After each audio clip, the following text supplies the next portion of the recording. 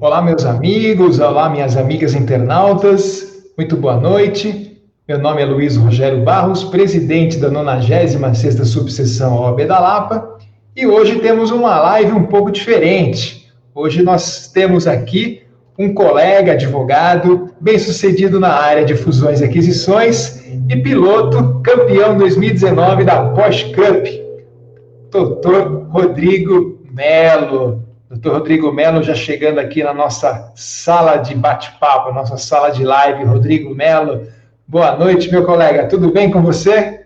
Boa noite, tudo ótimo, tudo ótimo. Que honra estar aqui. É uma honra, é um carinho especial pela OAB da Lapa. Daqui a pouco a gente pode falar um pouco sobre isso, mas muita honra, muito bacana. Estou feliz de estar aqui. Muito feliz, doutor Rodrigo Melo. Doutor Rodrigo Melo, como já falei, é advogado de fusões e aquisições, é fundador da Melchers Advogados e piloto campeão da Porsche Cup 2019. Doutor Rodrigo, hoje nós vamos falar aqui um pouco sobre alguns assuntos interessantes. Vamos falar um pouco sobre advocacia, carreira, sucesso, um pouco sobre automobilismo.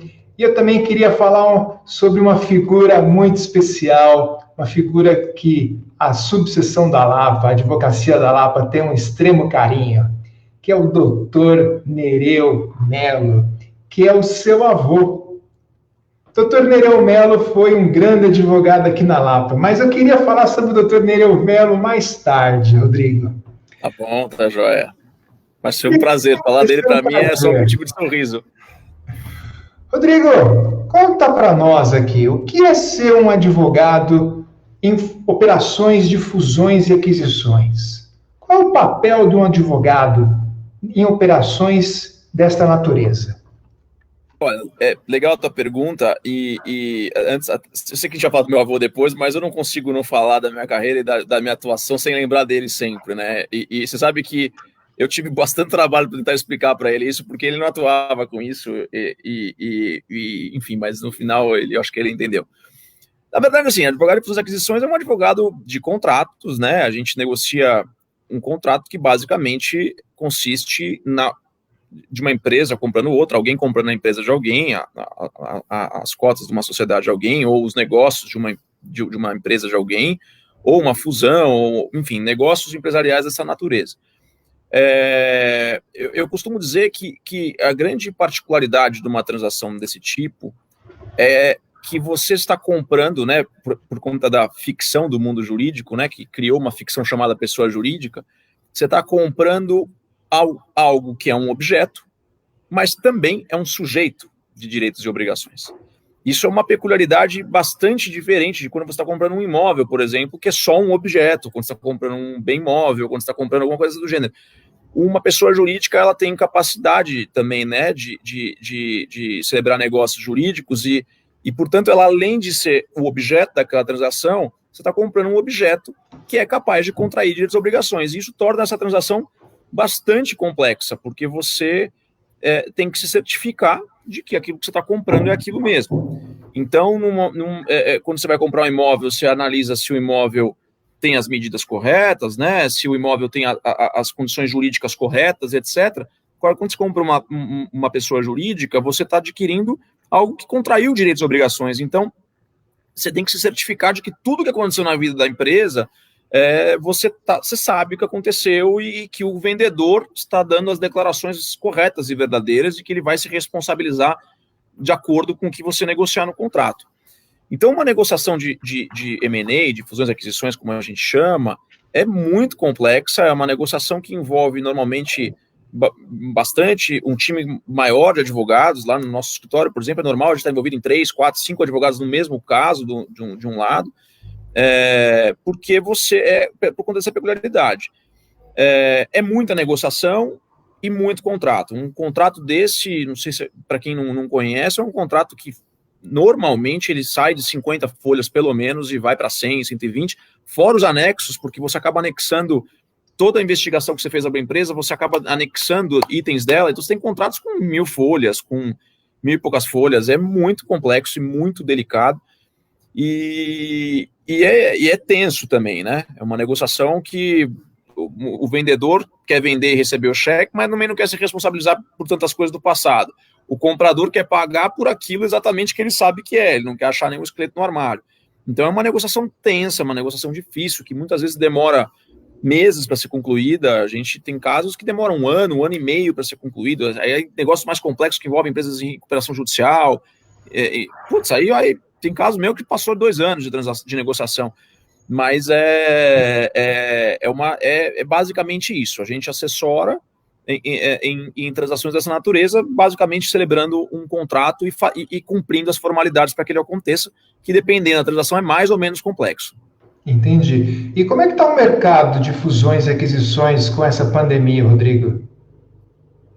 Logo que eu atuo muito no setor elétrico também, né? Eu já na minha carreira eu tenho mais ou menos 130 transações que eu negociei já até hoje. Eu me formei em 2002, então são quase aí 18 anos de formação, são quase 130 transações que eu assessorei. E recentemente a gente tem, além dos outros setores, mas a gente tem atuado muito no setor elétrico, com projetos de energia fotovoltaica, projetos de energia renovável, etc. No começo da pandemia, a gente estava no escritório com 5 operações em andamento. Dessas 5 operações que estavam em andamento, 2 que não eram ligadas ao setor elétrico pararam, e outras 3 continuaram. Dessas outras 3 que continuaram, 2 fecharam e uma não fechou. Aí passou 1 mês e meio, 2, a gente sentiu uma queda de demanda, e de 1 mês para cá voltaram as consultas e a movimentação para novas transações. Eu acho que como lá o governo americano, a comunidade europeia injetou muito dinheiro na economia deles por conta da crise, esse dinheiro tem que fluir. E eles ficaram com uma moeda forte, a gente com uma moeda fraca. Então, existe uma tendência dos nossos ativos bons, né, das nossas empresas boas, estarem com preços bons para que os investidores estrangeiros entrem.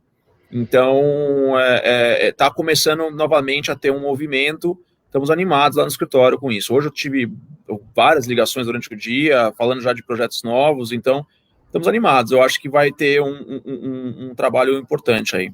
Você acha que para 2021 as perspectivas são boas? Eu acho que vai, sim, economicamente falando, é óbvio que vai ter muita gente sofrendo, né? Eu não tenho dúvida disso, mas quando você analisa para nós, advogados, a gente tem uma profissão que a gente acaba conseguindo navegar nos 2 cenários, né? Nas transações de fusões e aquisições, elas vão acontecer, porque vão ter empresas em dificuldade e vão ter que ser vendidas, ou vão ter que vender empresas que elas são donas para poder sobreviver. Fora o lado contencioso, os conflitos todos que também tendem a aumentar, né? Mas eu não tenho dúvida que que a crise econômica vai pegar muita gente, já está pegando muita gente em cheio e vai afetar bastante. Mas para nós, advogados, eu acho que a gente terá aí um campo fértil para trabalhar. Apesar de, eu não sei, enfim, vou me estender um pouquinho, tá? A gente tem falado muito no que a gente tem chamado de teoria da acomodação, sabe? Eu acho que a nossa profissão tem que se atentar um pouco para evitar o oportunismo nesse momento, sabe? Eu acho que a gente, óbvio, é advogado, a gente tem que lutar pelos interesses dos nossos clientes, a gente tem que litigar quando for necessário, para defender os interesses deles, mas está todo mundo sofrendo com essa crise e ter uma capacidade negocial, uma capacidade de encontrar composições que agradem um pouco cada parte, é melhor, porque a gente sabe que se todo mundo entrar com processo, não vai andar nada, ninguém vai resolver nada e todo mundo vai perder, né? Então eu acho que o nosso papel, até como advogados, é entender isso e orientar bem o cliente nesse sentido. Então eu enxergo isso bastante. Rodrigo, como é que está a questão do compliance nessa área de fusões e aquisições? Isso está, assim, de 2 anos para cá, esse assunto ele ficou muito forte, e isso a gente sente assim. Primeiro, um investidor estrangeiro que vai entrar no Brasil hoje, ele absolutamente não entra se você não tiver com as questões de compliance resolvidas. Eles fazem investigações de compliance, eles contratam um escritório de advocacia para fazer isso, escritórios especializados nisso, para levantar a ficha de todo mundo que está envolvido, para ver se alguém já teve algum tipo de escândalo, envolveu algum tipo de processo complexo, alguma coisa. Hoje o cuidado com isso é muito, muito grande. Eles não fazem, não é só aquisição de empresas, tá? Em grandes transações, em transações mais relevantes, eles não se envolvem mais com quem não está atento a isso e não está tomando cuidado com esse tipo de coisa. E já temos também hoje os investidores estrangeiros começaram antes, né? Mas agora a gente tem visto também esse movimento nos grupos nacionais, porque como eles se relacionam com os grupos estrangeiros, eles acabam tendo que implementar planos de compliance dentro da companhia deles para poder se relacionar com os estrangeiros, e isso reverbera nas relações com os locais aqui. Então, também isso está incidindo muito. Fora que tem a lei anticorrupção, tem toda a legislação que está cada vez mais intensa nesse sentido. Agora você vê que os próprios cartórios de notas estão ficando obrigados também a relatar transações suspeitas. Então, esse tema é um tema muito, muito forte. Se eu puder dar uma recomendação para a turma, estudem isso, porque assim, hoje o campo é muito diferente do que era antes. Assim, não dá para falar que vai fazer de um jeito, que esconde, porque está muito difícil, está muito complicado. E a mediação, Rodrigo, você já está enfrentando isso, já enfrentou? Acredito que sim, claro, do que o contencioso. Como é que está esse panorama para vocês? Eu acho que é uma tendência, né? E agora eu acho que essa tendência vai se fortalecer muito. De novo, você imagina você discutir um contrato de 150 folhas, negociando itens ultra técnicos, assim, eu comprei um projeto solar que tem uma incidência do sol assim assado, com um contrato de EPC assim assado. Você levar isso para um juiz decidir, por mais que você tenha as varas especializadas, assim, é muito difícil para o juiz entender o tema com a profundidade que precisa. Então, não tenha dúvida que o caminho acaba sendo as soluções alternativas de conflito. A maior parte dos nossos instrumentos hoje são com arbitragem, mas a arbitragem também é muito cara, né? E aí, então, partir para a linha da mediação é um caminho realmente inevitável na minha cabeça. Queria mandar um abraço aqui para os nossos internautas. Estamos aqui com o Dr. Martins Gonzalez, que é o nosso vice-presidente. Um abraço, Dr. Martins Gonzalez. E aproveitar também e mandar um abraço para toda a diretoria da subseção da Lapa, que é a doutora Cristina Toninato, nossa tesoureira, a doutora Adriana Gomes, nossa secretária adjunta, e o doutor Wagner Luiz Dias, nosso secretário-geral. Quero mandar um abraço também ao Silvio Siquello, que está aqui também nos ouvindo e nos assistindo, a Kátia Lerman, a Silvia Visconti, a Danila Guedes, a Renata Mia, ao Dr. Caio Soares, a Gi Guedes, Carmen Vaiano, e aqui, Rodrigo, doutora Marina Medalha, mandando aqui um abraço para você. Eu vi a mensagem dela. Meu ex-diretor da AAL. Um abraço, doutora Marina Medalha. Abração para ela. Nossa, eu não sei se a conexão aqui na minha casa, esse horário tem ficado meio ruim. Se tiver muito ruim, eu tento conectar pelo 4G aqui, tá? Para ver se melhora um pouco aqui. Mas vocês me avisam, por favor. Vou pedir para os nossos internautas, se tiverem algum problema de conexão falhando, nos avisem e mandem suas perguntas, seus comentários.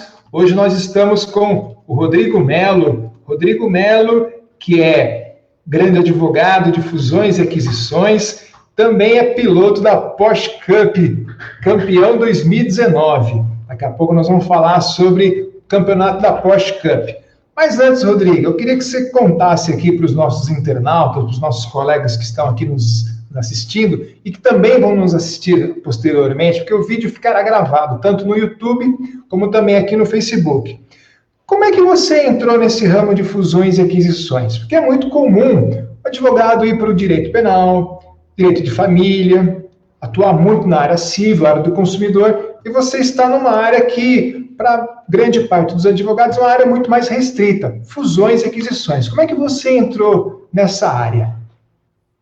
Bom, eu comecei a trabalhar com advocacia desde que eu tenho 13 anos, né?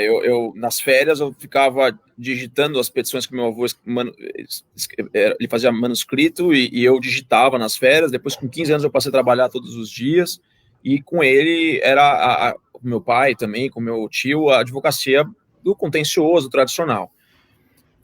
Com 19 anos, eu lia livros do John Grisham, tipo A Firma, e livros desse tipo, e eu me encantei com o modelo de escritório de advocacia americano, e eu encasquetei que eu queria ter um escritório estilo deles. Assim, eu falei, eu vou fazer o meu. E aí eu comecei a estudar os caminhos para chegar nisso, e eu comecei a ver as áreas que eles atuavam, e então eu comecei a estudar diversas áreas, diversas atuações que davam, e eu fui me virando, fui buscando clientes, fui buscando casos, ainda estagiário ainda. E fui caminhando. Nesse sentido, começaram a surgir os primeiros casos de direito societário, e eu comecei a pegar os casos, estudar e fazer. Ainda não eram fusões e aquisições, eram casos de direito societário, mas eu sonhava, porque eu via os escritórios grandes fazendo, os escritórios internacionais fazendo, os livros que eu lia, eu sonhava com isso. E comecei a correr atrás.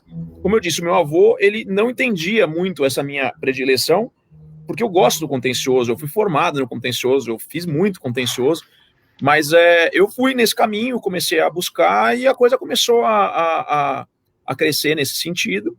Aí eu comecei a pegar um cliente aqui, outro ali no começo, imagina, advogado recém-formado, os casos que eu pegava eram só de cliente maluco, querendo comprar uns negócios que não dava, mas foi bom, porque eu aprendi demais com isso, né? Eu me desenvolvi muito com isso, e foi indo, a coisa foi fluindo dessa forma, e hoje eu atuo quase que exclusivamente com esse tema, mas o escritório, evidente, ainda não cheguei no tamanho que eu quero chegar, mas hoje a gente está com quase 40 profissionais e com diversas áreas e outros sócios e a coisa indo bem, mas assim, ainda vou chegar lá, mas foi por aí que a coisa foi. Mas, Rodrigo, eu não entendi, ficou uma dúvida aqui. Por que o doutor Neirão não entendia? Explica para nós aqui, qual era a dificuldade? Não, meu avô sempre foi apaixonado pelo contencioso, não é que ele entendia, ele era um homem muito inteligente, é óbvio que ele entendia, né? Mas assim, eu acho que ele não era um cara que viveu nesse mundo de fusões e aquisições, negociar, né, contratos dessa forma. Apesar de ele ter feito vários negócios, eu tenho certeza que ele fez contratos de trespasse, mas mais naquele modelo tradicional, né? Então, quando ele olhava um contrato como esses que a gente negocia, com 50 folhas, ele falava, mas que você tem 50 folhas, Rodrigo? Tá tudo na lei. Mas não você tem que dar muita declaração, você tem que explicar muita coisa, você tem que especificar detalhes das indenizações, o que o vendedor vai indenizar, o que o comprador não vai... enfim, então isso para ele era um processo que não era tão natural para ele, entendeu? Ele era mais da escola tradicional, da advocacia. Exatamente por isso, né? E aí às vezes eu olhava e falava, Rodrigo, não precisa disso tudo, por favor. É assim que faz, não tem jeito. Imagina, eu lembro uma vez que eu fui fazer eu assessorei uma emissão de debêntures, né? E aí eu falei pro vô, mas eu nem mandei o documento, já era mais pra frente já isso. Aí eu falei, vô, tô fazendo uma emissão de debêntures. Ele, você não é banco? Por que você está fazendo emissão de debêntures? Você tem que fazer a escritura de emissão de debêntures, tem que fazer uma diligência, uma due diligence, você tem que fazer um monte de coisa para fazer uma emissão de debêntures. Tá bom, Rodrigo, faz aí o documento, tá bom. Bacana. Rodrigo, você, além de um advogado muito bem sucedido, você também é piloto campeão 2019 da categoria Porsche Cup. Conta pra gente, Rodrigo, o que é a categoria Porsche Cup e como é que você ingressou nisso? Bom, a Porsche Cup é uma categoria monomarca, né? Evidentemente só corre Porsche. Os carros são Porsches de corrida, não são Porsches de rua transformados em carros de corrida, são carros que saem da fábrica como carros de corrida. No Brasil é uma Copa que tem em diversos países, tá? Tem na Alemanha, tem na Inglaterra, tem nos Estados Unidos, na Itália e tem no Brasil. E no Brasil, ela é uma categoria que os carros são preparados pela mesma equipe, pela equipe do Denner Pires, então eles equalizam os carros. É uma categoria que foi criada inicialmente com foco que a gente chama de gentleman drivers, são pilotos amadores, mas ela com o tempo vem se profissionalizando muito. Hoje, dentro da categoria, a gente tem diversos níveis de pilotos, e tem já vários pilotos que são de carreira mesmo e seguiram. O meu, eu comecei velho, né? Mas tem gente lá que veio desde 7, 8 anos de idade correndo direto até agora. Então, a categoria é isso. É uma categoria muito bacana, porque a gente consegue, como os carros são iguais, é assim, ou você andou bem ou você não andou bem. Não dá para ficar pondo a culpa que o motor do outro é melhor, que o câmbio do outro, que o pneu, que aquilo. Você tem que... É você. Então, isso nos prepara muito e é um desafio muito interessante, muito bacana pra gente. Como é que eu cheguei lá? Eu, moleque, garoto, sempre aficionado por carro e por corrida de carro. Com 9 anos de idade, eu comecei a correr de kart. Para quem conhece a minha família... Você veio do kart também. Mas eu parei, né? O que aconteceu foi assim, quem conhece a minha família sabe como é. Lá era todo mundo linha dura na base do merecimento. Então meu pai falou, ó, você quer correr de kart, você tem que passar de ano sem nota vermelha, blá, blá, blá, aí você vai andar de kart. Aí eu fui, eu passei de ano e tal, fui pro kart... consegui também fazer. Aí, para ganhar o meu primeiro kart, eu tinha que nos treinos virar um tempo na volta. Se não virasse, eu não ganhava o meu kart. Aí eu ganhei meu kart e fui correr. Corri, aí por uma questão familiar, eu precisei parar de correr com 10 anos. E fiquei com aquilo engasgado em mim. Paralelamente a isso, eu sempre fui um apaixonado pela marca Porsche. Meu carrinho de pequenininho, quando eu brincava, o meu era o Porsche, os outros eram os outros. Assim, eu sempre fui vidrado na Porsche. E eu desenhava todo dia na carteira da escola uma Porsche 911. Eu falava, um dia eu vou ter uma Porsche 911. Era a minha paixão. Tem até uma história legal, porque eu com 18 anos, um dia eu saí da faculdade e passei na loja da Porsche, entrei lá, peguei uns catálogos, dentro dos catálogos, um deles era do Porsche Clube. Aí eu liguei pro Porsche Clube e falei, Porsche Clube é para quem gosta de Porsche, quero ser sócio. Ele falou, você tem que ter uma Porsche. Eu falei, então, espera.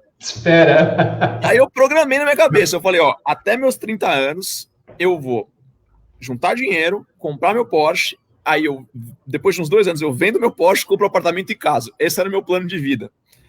Bom, eu com 25 comprei o primeiro apartamento, com 27 eu casei, com 29 eu troquei de apartamento, nada de Porsche até então. Com 30 anos, já completos, quase com 31, eu descobri uma doença de pele, um melanoma, bem sério.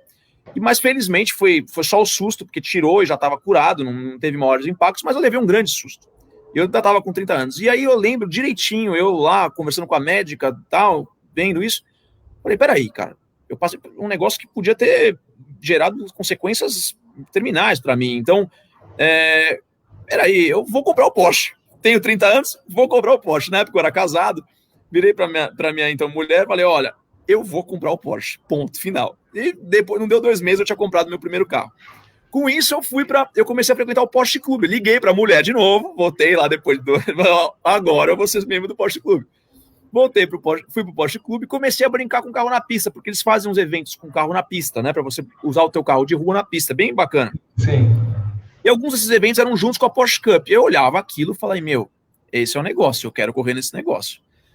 Com 3 anos, depois disso, eu com 33 anos, consegui viabilizar e comecei a correr. Aí eu fui subindo na categoria, fui crescendo, fui me desenvolvendo, e então, desde 2013 para cá, eu corro lá, e o ano passado eu fui campeão lá na minha categoria. E eu digo que, assim, essa história, ela para mim é muito, muito legal, porque, olha, assim, para mim a Porsche, assim, não... É um carro de luxo, é um carro bacana, mas assim, minha relação é outra. Olha o quanto que ela foi influenciando na minha vida, e olha que coisa interessante. Depois que eu comprei esse carro, o primeiro, e eu comecei a correr, etc., eu consegui me reconhecer como uma pessoa diferente, cada vez mais desenvolta, e hoje eu sou advogado de diversos pilotos da Porsche Cup, sou advogado da Porsche, eu tenho... isso mudou completamente a minha forma de atuar, inclusive, sabe? Foi muito bom, assim, e esse meu hobby ajuda demais na minha profissão, pelo incrível que pareça. Hoje eu tive um call com um consultor numa transação que eu estou fazendo. Ele me perguntou, eu não sei se eu estou me alongando muito aqui na fala, se você me interromper, você fala, eu falo pelos cotovelos. Então, eu conversando com ele, assim, eu tô em sala de reunião desde que eu tenho 15 anos de idade, né? Eu trabalhando no escritório de advocacia. Para mim, isso é natural, acho que para todos nós advogados. A gente advoga com naturalidade, ali é a nossa zona de conforto. Quando você vai para um hobby, como esse é o meu caso, eu não fiquei igual um piloto profissional treinando dos 9 anos até os 30. Eu parei, eu voltei com 33. Então assim, esse não é o meu habitat natural. Por mais que eu goste, que eu me esforce, que eu me dedique, que eu tenha algum talento, mas por mais que isso tudo aconteça, não é meu habitat natural. Então o que acontece? Na pista, ressaltam muito os meus defeitos. Então, numa sala de reunião, é mais difícil eu perder o controle, eu perder a concentração no que eu estou fazendo. Para todos nós, a gente trabalha, a gente vive disso. Agora, na pista, se você me compara com um piloto profissional mesmo, é óbvio que tem diferenças, né? Aí elas ressaltam mais porque aquele não é meu ambiente natural. E aí você identifica os seus próprios defeitos e você consegue começar a trabalhar eles na sua mente, porque eles também vão te fortalecer quando você voltar para a tua sala de reunião. Por menores que sejam os momentos que você perca a sua linha na sala de reunião, eles também acontecem. Então, você consegue aperfeiçoar muito, né? E óbvio, nós advogados, por essência, somos competitivos, né? A gente pega um caso, a gente quer ganhar. A gente pega uma transação, a gente quer que o nosso cliente feche o melhor negócio possível. Então, com o automobilismo é a mesma coisa. Você está lá, quer ganhar a corrida. Então, juntou tudo, para mim, é tudo a mesma coisa, na verdade. Rodrigo, você falou da questão de, no carro, você tem ali os seus defeitos.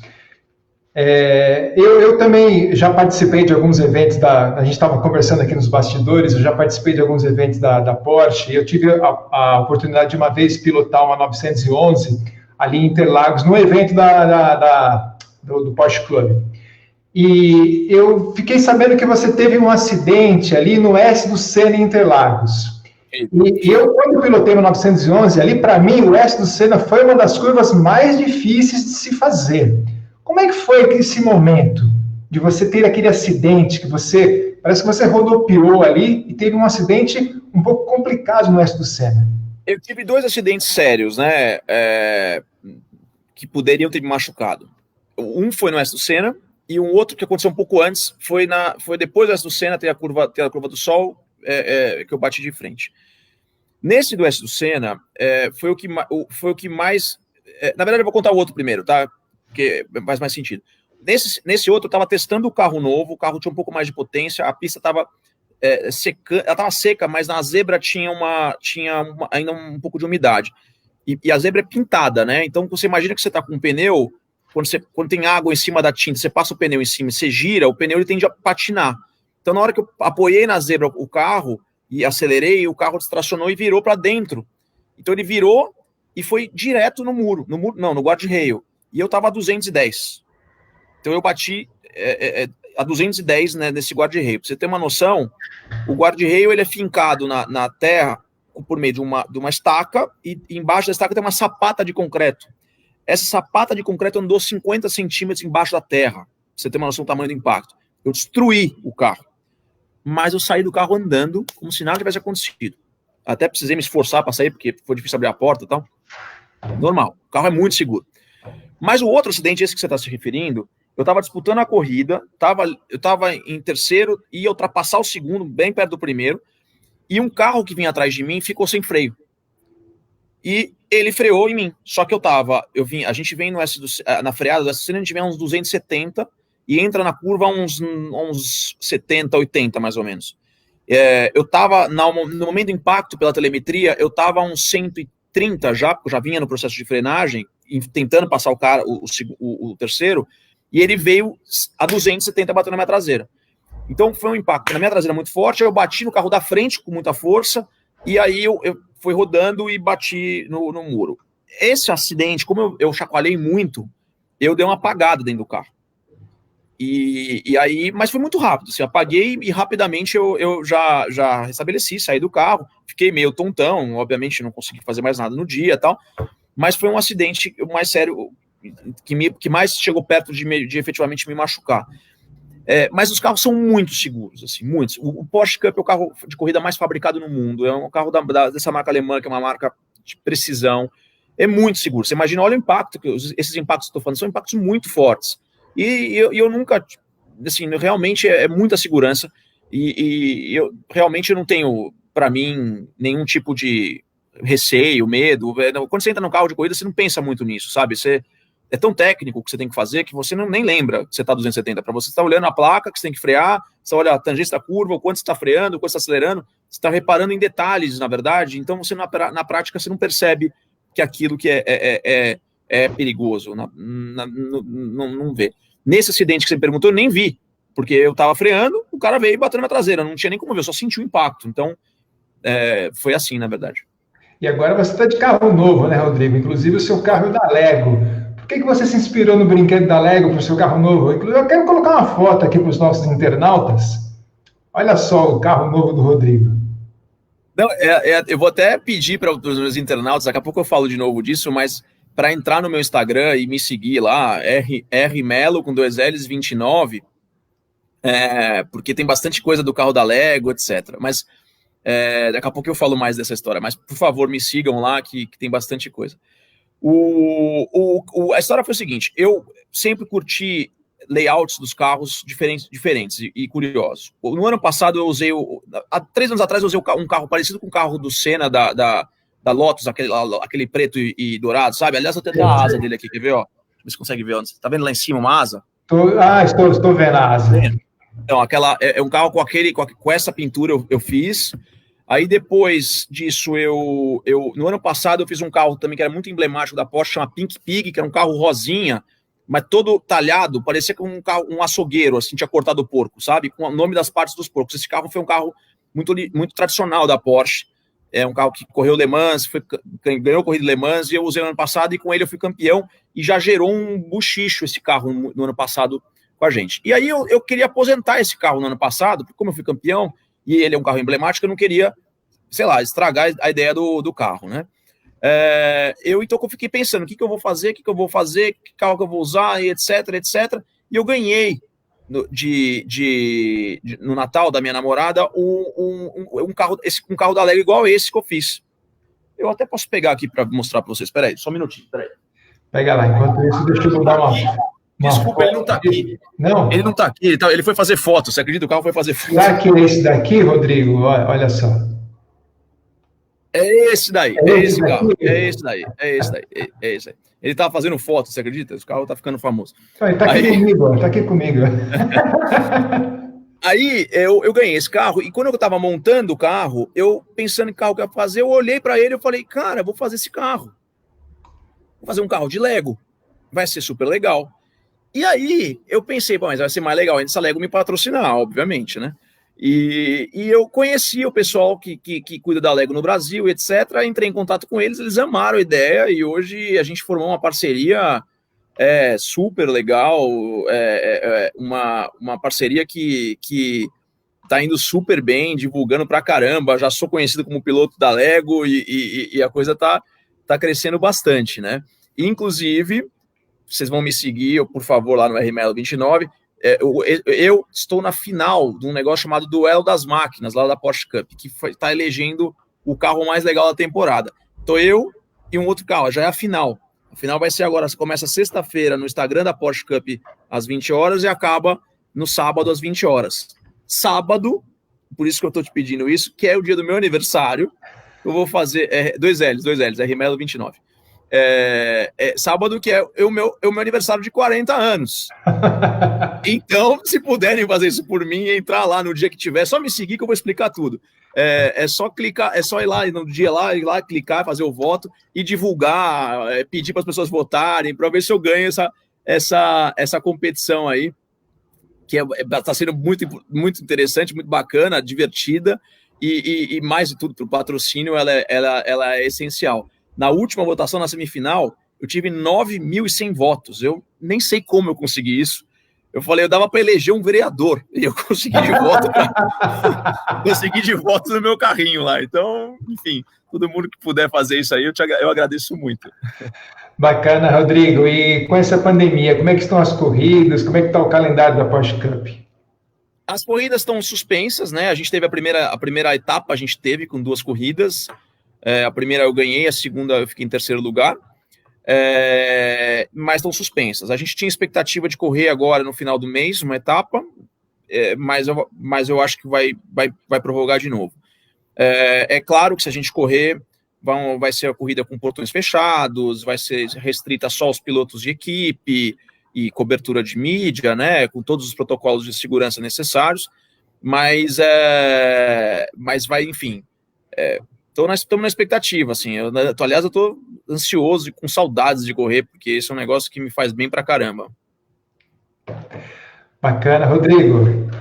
Rodrigo, queria colocar aqui algumas fotos para você saber um pouco o que você sabe, com certeza. Olha só. Oh, meu Deus do céu, que saudades. Saudades desse cara.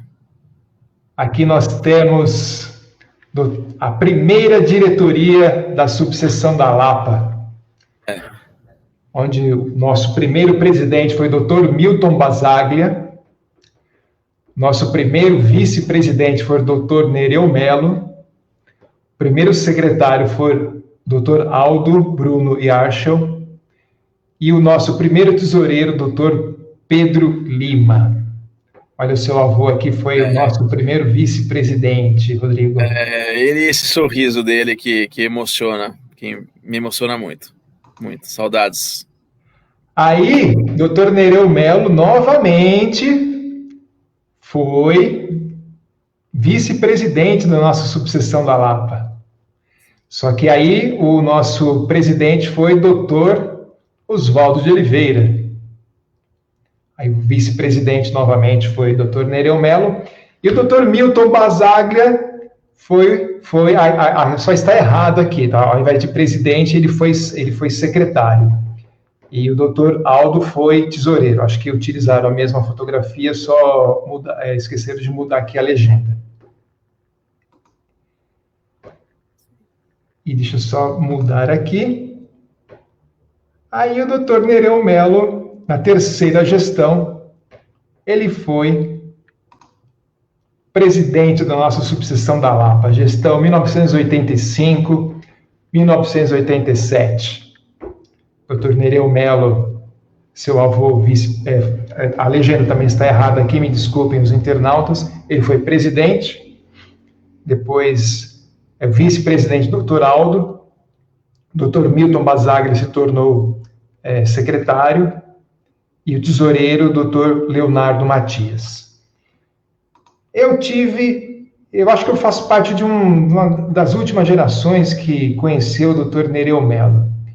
E Dr. Nereu Melo, eu conheci ele em 2010, numa palestra, onde ele autografou esse livro.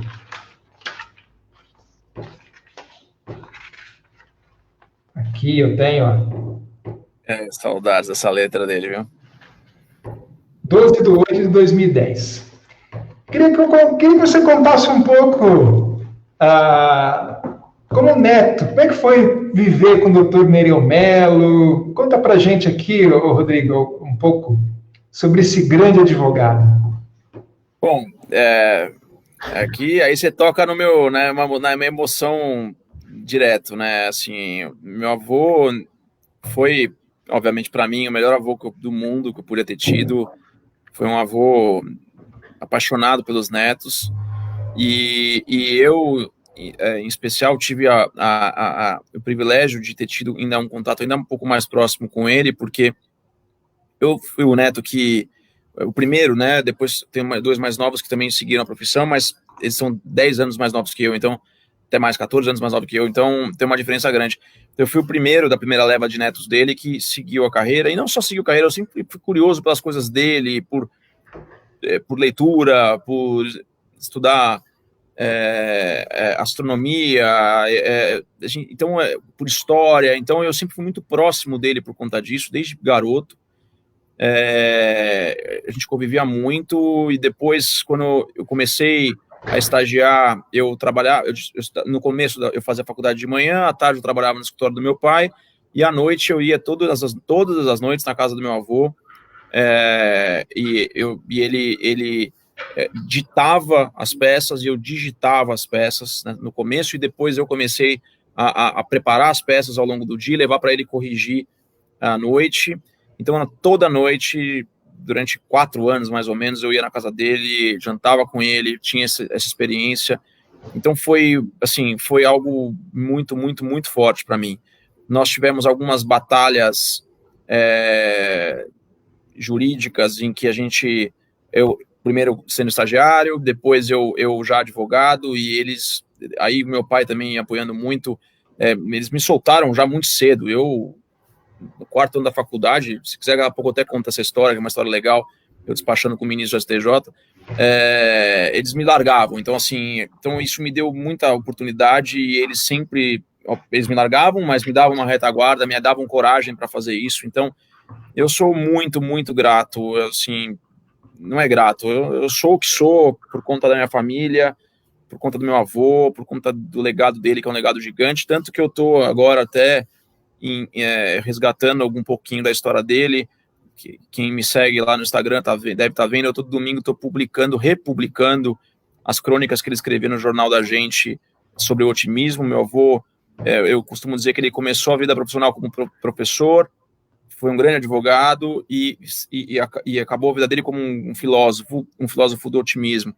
E ele escreveu várias crônicas, muitas pessoas conhecem, e eu estou repostando essas crônicas todo domingo em homenagem a ele, tentando levar a palavra dele para mais pessoas e contagiar as pessoas com todo o altruísmo dele, com toda a bondade dele, com toda a sabedoria dele, e enfim. Meu avô é meu avô, é difícil. O Dr. Nereu Mello, ele tinha muito disso, assim como o Dr. Geraldo Medalha, que é outro ícone da advocacia, que eu também tive a honra e o prazer de conhecê-lo, dessas histórias, desse otimismo, esse constante otimismo. E isso a gente pode ver não só nas histórias que a gente ouve dos colegas advogados, mas nesse livro que o Dr. Nereu escreveu aqui, das suas crônicas no Jornal da Gente. Isso era muito constante. Mas conta aí qual que é a história do ministro da Essa história é legal. Pra vocês verem como é que era na família a coisa, né? A advocacia vinha no sangue ali. A gente pegou um caso uma vez, era uma senhora que tinha recebido um patrimônio do ex-marido na separação. E esse ex-marido, a família dele tinha uma empresa de segurança que quebrou e tinha, 4 mil processos trabalhistas, e alguns desses processos trabalhistas estavam atingindo o patrimônio dessa senhora, e já estávamos até na esfera trabalhista, evidentemente, né? E já estava com leilão marcado, a coisa estava muito difícil, e a gente recorria, dizia que ela não tinha nada a ver com isso, e só perdia no trabalho, só perdia. Aí eu saí da faculdade, estava no quarto ano da faculdade, tinha aula de direito comercial na época, né? Falava direito comercial, não era direito empresarial, e estava tendo uma aula de falências. E aí veio o conceito de o juiz universal da falência, e eu falei, peraí, mas a empresa faliu mesmo, ela estava com decreto de falência. Eu falei, acho que aqui tem um campo, dá para tentar levar para lá. Fui, pesquisei no STJ as decisões, vi que de fato o STJ era a favor da nossa tese, da minha tese ali que eu estava querendo. E descobri na época que o caminho era entrar com um conflito positivo de competência lá no STJ direto. Cheguei pro meu pai, falei, pai, o caminho é esse, estudei isso assim, assado. Ele falou, bom, beleza, prepara a peça aí. E era assim, né? Aí eu fui, preparei a peça, manda pro teu avô ler. Mandei pro meu avô ler, tá ótimo. Ajustaram, revisaram, evidentemente. Tá bom, vai para Brasília lá. Tá bom, vou para Brasília. Peguei a peça, na época não era digital, né? Você tinha que levar o processo, ir para lá, tal, usar a petição inicial, tal. Fui para lá, cheguei em Brasília, distribuí. Também não era como é hoje a distribuição, demorava para saber quem era o ministro, quem não era ministro. Caiu com na época, o então ministro Carlos Alberto Menezes Direito, que depois foi ministro Supremo e faleceu. Sim.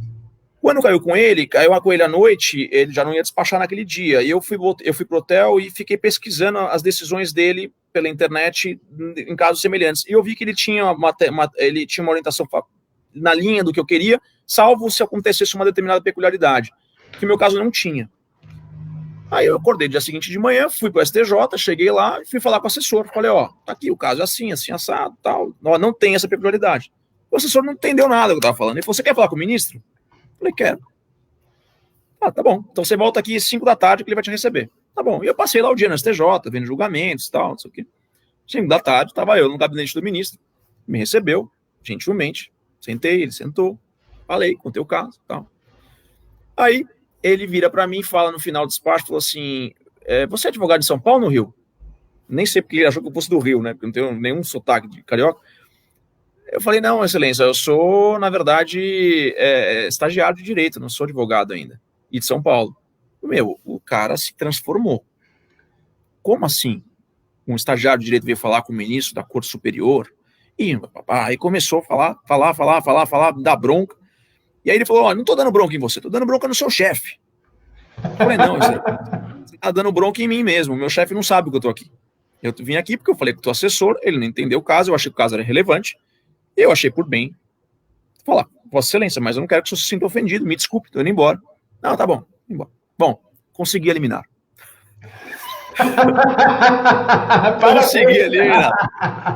Consegui eliminar. Aí, beleza, passou uns 3 anos depois, 4 anos depois, eu já estava formado, e aí o meu pai pegou um caso que era um habeas corpus de pensão alimentícia.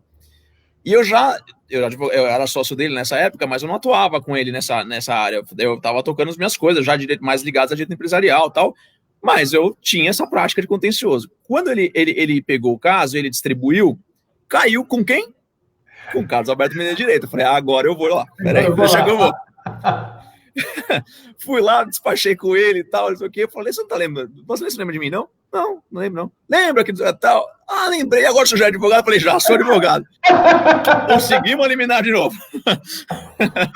Boa. Ai, que engraçado. Deixa eu colocar aqui mais algumas fotos do Dr. Nereu. Olha só. Olha só que coisa. 1976. Que turma, hein? Que turma, hein? Que turma bacana. E agora, futebol. Bom, é óbvio que ele é o único que não está trajado com os trajes típicos, porque eu acho que ele e uma bola, meu amigo, não dava certo de jeito nenhum, viu? E deixa eu ver aqui mais algumas fotos para a gente relembrar aqui. Olha só essa aqui, ó. Ali, inauguração do Fórum da Lapa, né? Visitas às obras do Fórum da Lapa, juntamente com o Dr. Milton Basaglia. Verdade. Que legal. Agora, eu acho que eu tenho aqui mais uma foto um pouco mais recente. Aqui. Meu Deus, olha ele ali. E aqui ao lado dele nós temos o Geraldo Medaglia. Saudades. Geraldo Medaglia também, cara, nota 1000 também. A Marina, tô vendo nos comentários da Marina aqui. Marina, beijo enorme para você, viu?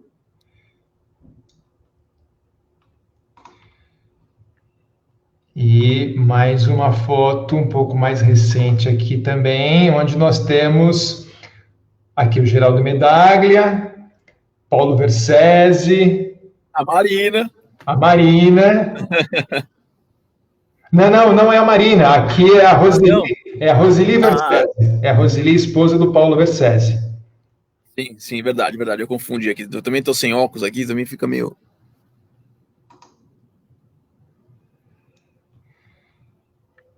Rodrigo, prazerzão falar com você, meu querido. Poxa, a vida passou rápido aqui o papo. Passou rápido, infelizmente estamos chegando aqui ao fim da nossa live. Eu queria te perguntar, para a gente finalizar aqui, o que é sucesso profissional para você, Rodrigo? Eu acho isso tão particular, sabe? Porque é uma coisa que a gente... se perguntasse se eu me sinto um cara bem-sucedido, eu acho que sim, até agora me sinto um cara bem-sucedido até o momento, mas eu ainda não atingi todos os meus objetivos, né? Eu acho que eu acho assim, você tem a capacidade, número 1, de fazer o que você gosta, que você ama, eu acho isso boa parte do que é sucesso profissional. Eu acho difícil alguém ter sucesso profissional sem fazer o que gosta. E eu acho que é a capacidade de você ter a consciência muito, muito tranquila de quando você põe a tua cabeça no travesseiro, saber que você deu o seu melhor, que você tirou forças da onde você tinha ou você não tinha para cumprir a sua obrigação profissional, independente do resultado. A gente, como advogado, às vezes ganha, às vezes a gente perde, às vezes a gente consegue, às vezes a gente não consegue, às vezes tem fatores totalmente alheios à nossa vontade, mas eu acho que é você saber que você fez o que você podia, que você lutou, que você tirou o que você pôde de você. Eu acho que isso é sucesso profissional.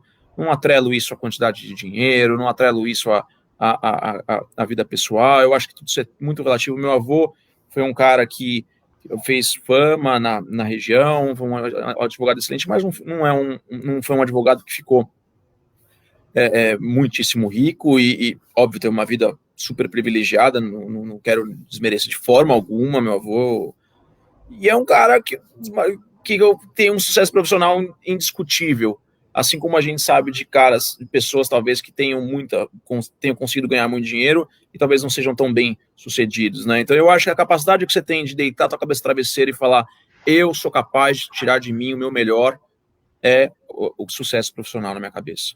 E se você pudesse dar um recado, um conselho aos nossos jovens advogados? Bom, eu tenho uma frase do meu avô, e eu tenho dito ela bastante, porque as pessoas me perguntam muito lá no Instagram, né? Eu acho assim, a advocacia é plantio de eucalipto, não é plantio de soja. Se você é um jovem advogado e acha que você vai plantar hoje e colher amanhã, você não está na profissão correta. Você vai demorar muito, você vai ter que cultivar muito para começar a colher. Só que tem uma coisa, nossa profissão tem um privilégio exclusivo. A cada dia que passa, a gente fica melhor, a gente vale mais. É como o eucalipto, você vai sempre colher a partir de um certo momento uma colheita valiosa. Então, assim, eu hoje estou valendo mais do que eu valia ontem, se eu continuar fazendo direito às coisas, depois mais. Às vezes o jovem advogado se compara com outros profissionais que muito cedo conseguem ganhar mais dinheiro e etc., mas esses caras também param antes. A gente não, a nossa vida é muito longeva. A gente começa no balcão do fórum, depois a gente começa a ficar mais no gabinete e talvez a gente encerre a nossa atuação como um grande conselheiro, um grande consultor, uma pessoa que emite pareceres e cada vez cobrando mais por isso. Então, nossa profissão, ela é de longo prazo.